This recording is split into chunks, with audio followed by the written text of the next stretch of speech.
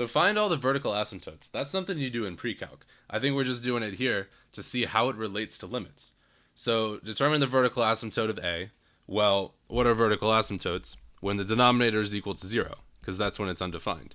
So here there's a vertical asymptote at x equals -1. And I guess we could say that because we can see that the limit as x approaches 1 from the left side, is that positive or negative infinity? So if we plug in a number just less than 1, so say -1, just less than -1, that's important. So say -1.1, are we going to get a positive number or a negative number? So let's just look real quick. If we plugged in -1.1, we're going to have -1.1 plus 1. So that's a negative number. And then times 2, 1 divided by a negative number, that's negative. So since when we plug in -1, plug in a number just less than -1, we get a negative number.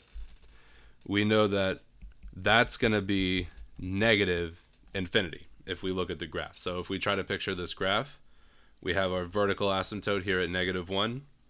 On the left side, it's going down to negative infinity.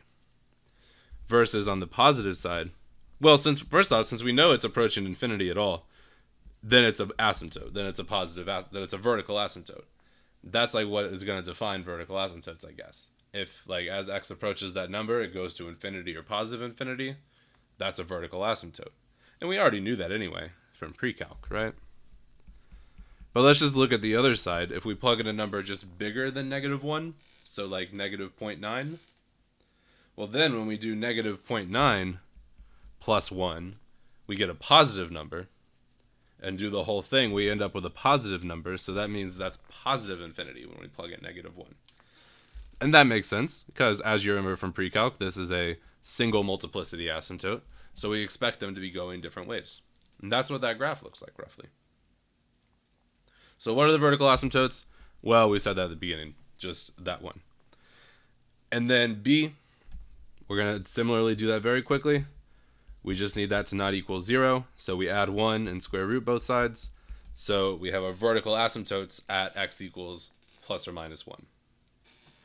And if we want to sketch out the graph real quick, just because that's kind of fun.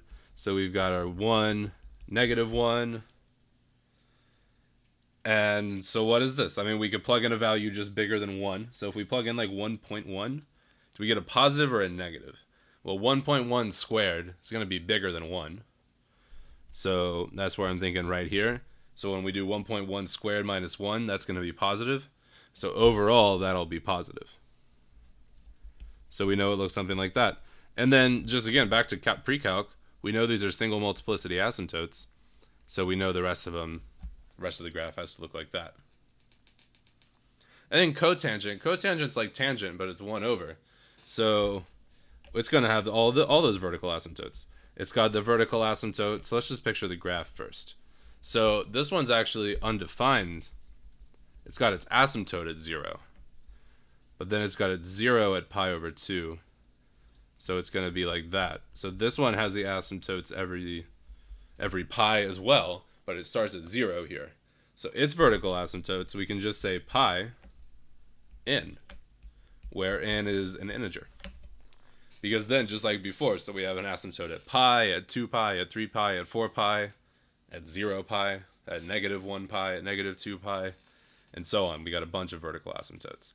And the thing about all these vertical asymptotes, like we could say here, if we're looking at this f of x for c, the limit as x approaches, pi,